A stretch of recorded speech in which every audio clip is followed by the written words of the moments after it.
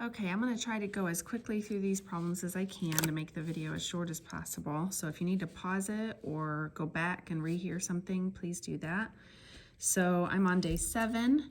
So we're talking about integrals again. This problem says the graphs of the function f and the line y equals x plus 1 are shown above. So here's f of x, or f, and then here's my y equals x plus 1. The graphs intersect at these points, so they gave me 3 values where they intersect. That's this one, and this one. Which of the following expressions gives the area enclosed by the graphs? So I need to figure out what's going to give me the area.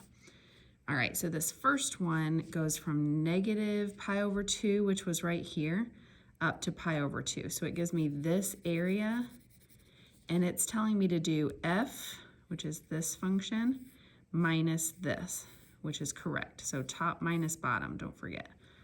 Okay, so then this one is going from pi over 2 up to 3 pi over 2, and it does x plus 1 minus f, which again is correct. So I'm agreeing with this one. This one is the absolute value from negative pi over 2 up to 3 pi over 2, and it puts f of x on top and x plus 1 on the bottom. I disagree with this one only because it's saying let's do this absolute value of the whole thing. If you look down here, so this one's there we go. This one down here is just a tiny bit different. The difference is it puts the absolute value bars on the inside. If they do that, basically what that means is they're taking this and flipping it, and those are the same areas. So it is giving me the correct area. This one is correct. This one, they absolute value the whole outside part, that is not okay because it's basically not including this negative piece. It's making that positive. Okay, I hope that helps. So that one is D. That one was this. I feel like this is kind of a tough one. So just remember, if you have some negative piece and they have absolute value bars in the options, they have to be on the inside part. They can't be on the outside. Okay. Number 2, the region bound by these curves. So they give me that f of x is this would be a negative x squared. So that's the one that's going downward. And this one is a positive x squared, so it's going upward. So that's important. So this one is f of x, this one is g of x. Make sure you know the difference between your functions. So if this one has a negative in front of the x squared, that one has to be opening downward. Okay, then which definite integral is equivalent to the area of the shaded region? Again, so I like that this one's going from 0 to 3, 0 up to 3. And it's doing f of x, which is the top, minus g of x. So I feel like this one is the correct one. I'm going to check these other ones just to be sure. This one has a pi up front. That means they're rotating it, right? So not necessarily just a volume, but they are rotating that figure and getting a volume. So this one can't be it. This one's going from -4 up to 1, which is not even in our wheelhouse over here. I think what they're thinking is maybe somebody would switch their axes up. So that's not it. This one's going from 0 to 3, but it has g of x on top. So that's why I said it's important to know which one should be that top one. So this one should be A. Okay, let's see. Next one, this problem, number 3. It says the region bounded by the curves f of x and g of x. Okay, so something that you should probably notice is that this is the same as number 2. So I'm going to bring that back up in front of us so that we can kind of see the picture. So there's the picture for number 2. Here's the problem for number 3. Okay, so the region bounded by those is the base of a solid. The way they write that is really confusing, but I want you to think through this. The solid has rectangular cross sections with the bases perpendicular to the x-axis. So if it's perpendicular to the x-axis, that means I've got a base that looks kind of like this. So they have it's a rectangular bottom, but it's it's going up this direction, so it's kind of 3-dimensional. right? So I have some base and it has a rectangular bottom. So I'm not sure what's happening up top, but I know it has a rectangular base, which definite integral is equivalent to the volume of the solid. Okay, so this one, when you're talking about a volume of a piece, you're talking about, of some type of solid, you're talking about the height times the area of the base. So think about when you do volume of any figure, you do the area of the base or the bottom. So if it's a cylinder, I do the area of the circle and then I take it times the height of that cylinder, right? So this is kind of the same idea, except I'm doing the area of the bottom. So in this case, the area of the bottom is this. That's what we found in that last problem. So we had that f of x minus g of x. That's where that comes from. But I need to take it times the height, which I don't know what that is. So I'm going to call that x. So this one would be the correct one from 0 to 3. These other ones, some of these are squaring things. Actually, all of them are squaring something. You don't necessarily have to square anything unless it is a perfect square, right? If your area of the base, you wouldn't square the area of the base anyway, but you might square like a side length if this would be the same. So I'm not sure why they put that in all those choices. I think some of you sometimes look for similarities in problems. So some of you may have said, oh, there's 3 of them that have that squared, so it's got to be one of those 3. So just be careful making that choice, because this one was the one that didn't have that. All right, number 4, same functions again. So I'm still looking at that same picture. This one is saying, let's see, it's revolved this time about this. So that means I'm going to take this function and I'm going to revolve it around y equals 1. So I'm going to like spin it around here. Sorry, you can't see that. I'm going to spin it around here. So I'm going to take this, spin it around. So what I need to do is find that volume now. This is the volume that we are used to finding. We've done this a lot actually. In chapter 6, that was at lesson 6.2. So on this one, really what I'm looking for is my outside function, what would be my outside function, and what would be my inside function. So this one would involve a pi because it's being rotated. So pi, pi, pi. This one does not have, this has a 2 pi, that's just not a thing. These are all going from 0 to 3. And then if I look at the differences in functions here, this one is adding. You should always be subtracting those. It's your outside one minus your inside one. So that one's not it. So I'm down to a 50-50 chance. I need to know which one should go first, either the f of x function or the g of x function. So when I look at this, if I'm rotating it around this line, my outside, my farthest away function is my g of x. My furthest in is my f of x. So g of x should go first in that case. So here's this one. It's 1 minus g of x because I'm actually shifting it up 1 on the y-axis. So that's why it's this one. Okay, again, I'm going really fast, so stop and rewind if you need to. All right, number 5. This one is saying the graph of f prime is given. So this is the graph of the derivative. They do that a lot. They give you really weird things. So just make sure you pay attention to whether you have the function or the derivative graph. This one is the derivative. It's consisting of 2 line segments and a quarter circle. So this is a line segment, this is a line segment, and then this right here is a quarter circle.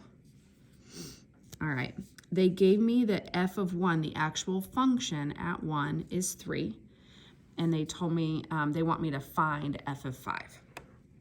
Okay, so what I would do in this case, I'm looking for, if I need f of 5, I want you to think about it this way. So if I have an integral of a derivative, that's going to give me the function back, right? If I take one step backwards, it's going to give me the function.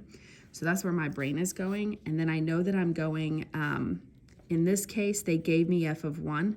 I need f of 5. So I'm going to set this up as the integral from 1 to 5 because that's the 2 values that I have or need. Okay, so from 1 to 5 of this f prime of x, if I do that, that will give me my function at 5 minus my function at 1. So if I take the integral of this, I get the function, and then I'm going to plug in 5, and then I'm going to plug in 1, and I'm going to subtract them. So this is just kind of my like fundamental theorem of calculus right here. This is just my rule. Now I'm going to plug in what I have and see what I have going here. So first thing I would want to do is figure out, well, what is this integral? That integral would be the area from 1 up to 5. Sorry, I was about to go down to the end there. So from 1 up to 5 right here. So I'm making kind of some lines here because I don't want to go below this, but then this kind of ends right here, this part of my function. So I need to find the area of this rectangle. So I'm going to do that first. That would be 1 times 3. Don't forget that it's negative though. So this would be 1 times negative 3. That's my rectangle. I'm going to write that here. That's my rectangle.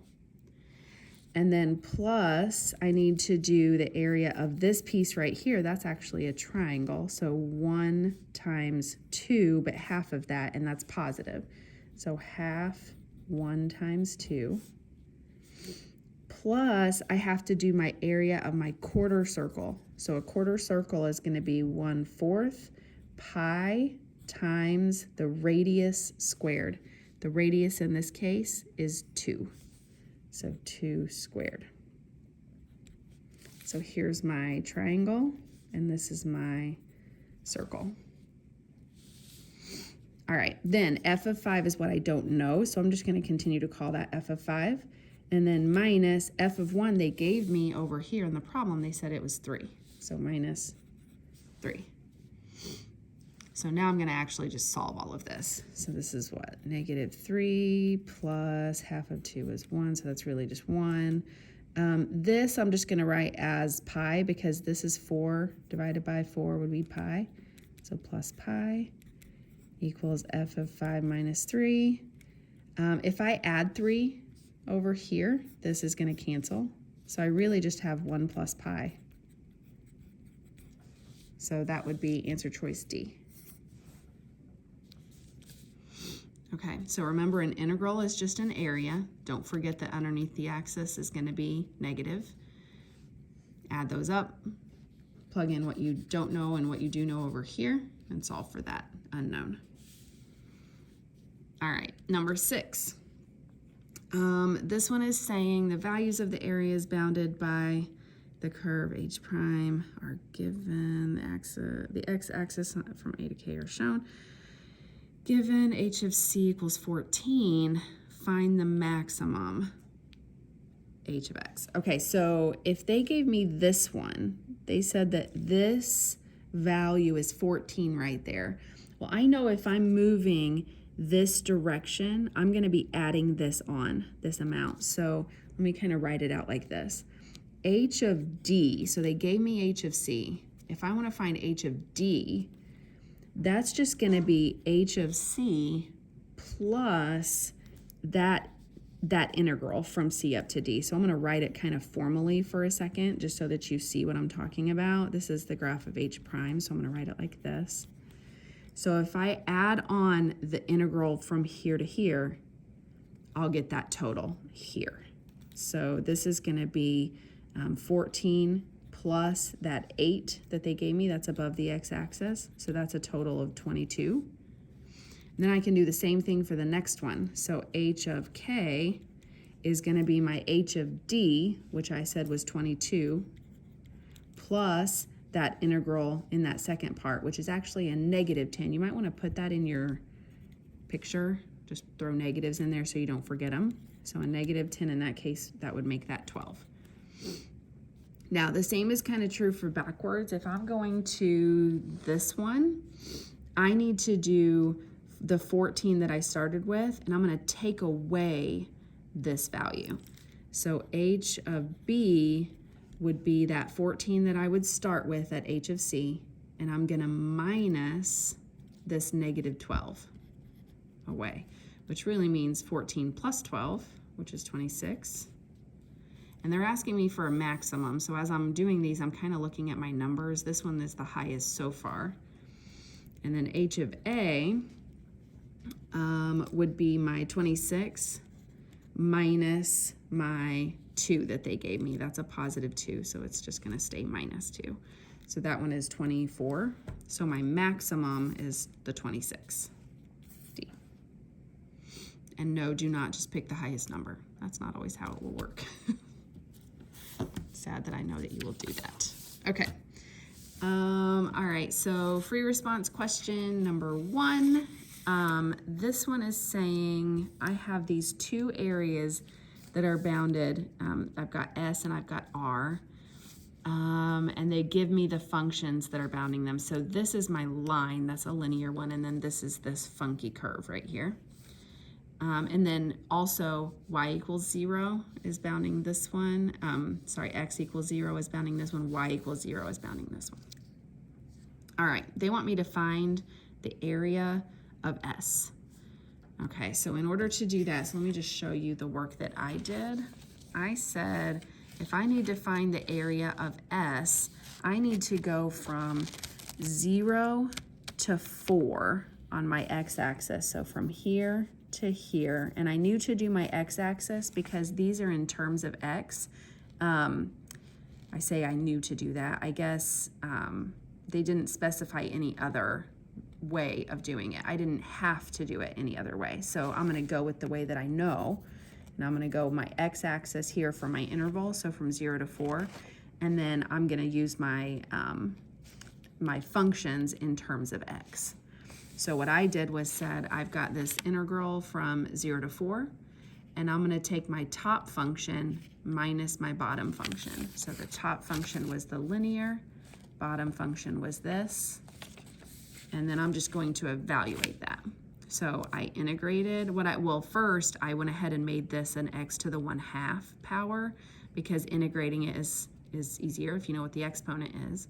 So then I added 1 here and got x squared, but I had to divide by that new exponent. So 1/2 divided by 1, or by 2 would be 1/4. So that became negative 1/4 x squared. This I just added an x on.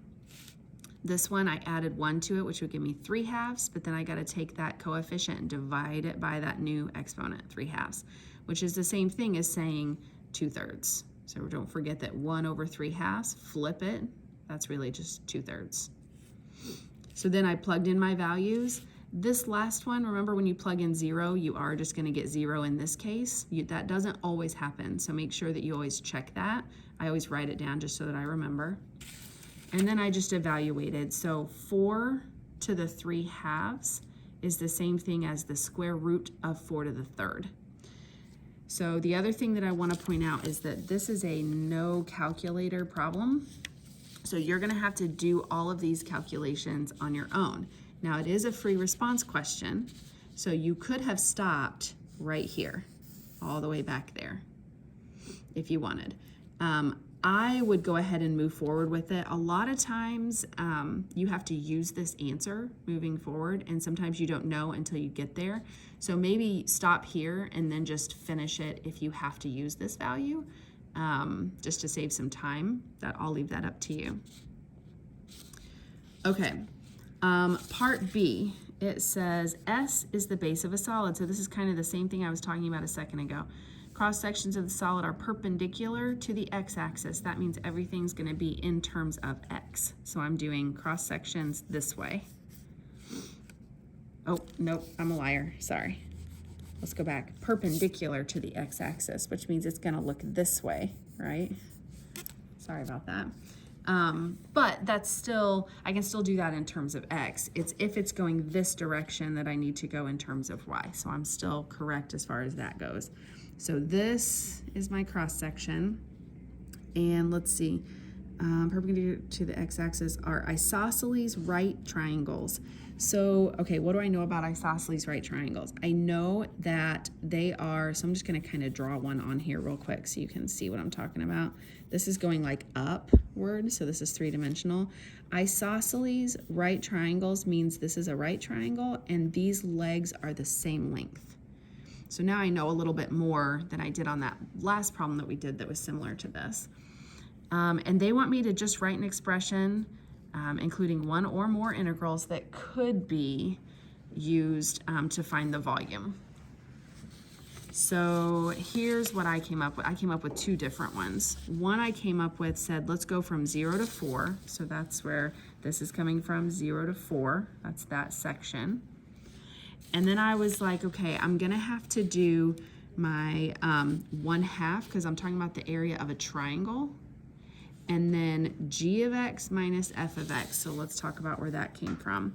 G of x, again, was this top function, minus f of x was my bottom function. So I'm still just doing that area, right? And then I'm gonna have to square that. Why am I gonna have to square that? Because this value and this value are the same. So remember last time I took it times x because I didn't know that height. This one I know that the height is exactly the same as this. So I'm gonna take this one times this one. That's where this squared came from. So the only other way that I wrote it was instead of writing g of x and f of x, I actually put the functions in there. You can do it either way. All right, and then part C, R is the base of a solid, cross sections perpendicular to the y-axis this time. So now I'm looking at R, and I'm looking at things perpendicular to the y-axis. So this direction. So now I'm gonna have to do this in terms of y. So I'm gonna need to think about some different values. This time I said I'm gonna go from 0 to 2. That's because this value right here is a 2. So I'm now looking at my y-axis values. So from 0 up to 2. And then I had to put my functions in terms of y. So I solved my two functions, put them in terms of y. And then I said, okay, what's gonna be my top minus bottom, or my, sorry, let me take that back. My left minus my right. Nope, I'm sorry. My right minus my left. I'm going crazy right now. So my right minus my left, my outside minus my inside. If I'm going from here to here, I need to go this direction to this direction. Okay, so I wrote it out like this, but again, I had to square that. Why did I have to square it? That's because in this case, we're using squares. So I know that my base and my height of that square are gonna be exactly the same. So if I take this times the height, that's, if it's a square, that's gonna give me the same value. So I'm just gonna take this and square it. Okay, so this is the one that I wrote for that. There wasn't a ton of work involved for that. I mean, this kind of side work was involved, but I mean, for a free response question, this was pretty minimal work. Okay, for time reasons, I'm gonna skip over this one for now. This one has bats again. It's very similar to the previous bat problem that we did. So I'm just gonna try to save some time. Let me get through just maybe one or two more. Let's see, I'm gonna do, gosh, which one? Let's do this free response question. So this one in part A says use a trapezoidal sum. So if you don't remember the formula for that, that's okay. I'm just gonna do a trapezoid. So I'm just gonna show you my work. So if I drew this out, this is kind of what I got. And so what I did was just made out of these three intervals, this, and this, I made 3 trapezoids. This one actually is a rectangle, so I did just the area of a rectangle. This one, well, I didn't actually. What I said was I did the trapezoid. So I did 1/2 base 1 plus base 2 times the height, which was 15. So remember the area of a trapezoid, 1/2 base 1 plus base 2 times the height, and you have to have that memorized. This one was this trapezoid. So 1/2 300 times, or plus 100 times the height, which was again 15. From 15 up to 30 was 15. And then the last one, this one, had 1/2, and then this height was 100, this height was 50. They gave those to me over here. and then times this height right here is actually 30, from 30 up to 60. So this one was times 30. And if I added all those up, I got that value. This is probably one of the easiest types of free response questions. So anytime they ask you for something like that, you're literally just doing basic 7th or 8th grade math, where you're just finding areas of figures. You just have to remember how to find the area of a trapezoid and then just use the intervals that they gave you. Okay, part B, this one is saying I need, let's see, I've got volunteers coming in. This up here was talking about I started the game with this many people, or I ended the game with that many people in the stadium. There's people leaving, and now there's volunteers coming back in. And then how do I deal with that? So when they said find the population at times 60, so the amount of people in the stadium at times 60, I said P of T is going to be the number of people in the stadium for me. So I need to find that P of 60. Make sure that you define this. If you're going to use a new function value, define it, or you could have just not said that and just started writing values. So at the end of the game, I had this many people. This is how many left, because that's what I came up with here. So R of T was up here. It tells me people begin to leave the stadium at this rate. So this is the people who left the game. And then the volunteers that they gave me, this function value right here, this is the volunteers that are coming in. So I'm adding those on. Where did that number come from? Over here, I did some side work. I said, what is V of 60? And I literally just plugged in 60 and solved it. You would have a calculator for this one. So I got about 511 really people. So when I put all this together, I got about 811 people. Okay, the last one is saying find the rate at which the number of people in the stadium is changing. That means you're finding kind of a rate of the number of people we're talking about, right? So P of T is what I defined earlier as being the number of people in the stadium. I'm gonna find the rate of that. And let's see, they wanted it at T equals 30, so that's why I put 30 here. Okay, so that means R of T, which was the people leaving, that's that negative value because they're leaving, and then plus my volunteers, the rate at which my volunteers are coming in. Remember that R of T was a rate. It was the, after the game, the people leave the stadium at a rate of. So this is a rate, even though it's not listed as a derivative, it is a rate. So this one I just put as negative R of 30. This one was not a rate, it was just the people, the number of volunteers. So that one I had to come up with a rate because they're wanting me to find a rate, right? So I had to take the rate of that one, which was negative, and add on the rate of the volunteers. Okay, so then I ended up with my final answer, which was negative 91.8. Hopefully all of that makes some kind of sense. That was really fast. The last two, let me just kind of show you these real quick. This one I would have done with a calculator. It just said how many ounces of ink will be used by the printer after 3.5 minutes. So from 0 to 3.5 is what I'm looking for. And oh yeah, because this one's giving me a rate and now they want to know how many ounces, which is the actual amount. So if they gave me a rate and I want the actual amount, I need to integrate it. So that's why I did this, integrated that, plugged those in. I just used my calculator. So again, we can talk about that before Monday. So this is my final answer. And then this one, let's see quickly if I can do this. At time T equals 14, number of bats in the population is this. So they're asking, is that true? So if I took the amount that I started with, and then I went from 0 up to 14 of this value, that's going to give me the population, because this is the derivative. If I do the integral, that's going to give me the population. So I figured that up, and yes, it did end up this. So I just used a calculator. This one, it's increasing at a rate of this bats per day. So I need to figure out what is this of 14 so I know if this is actually true, because this is the rate, remember? So if I plug this 14 in, do I get this? Yes, I do.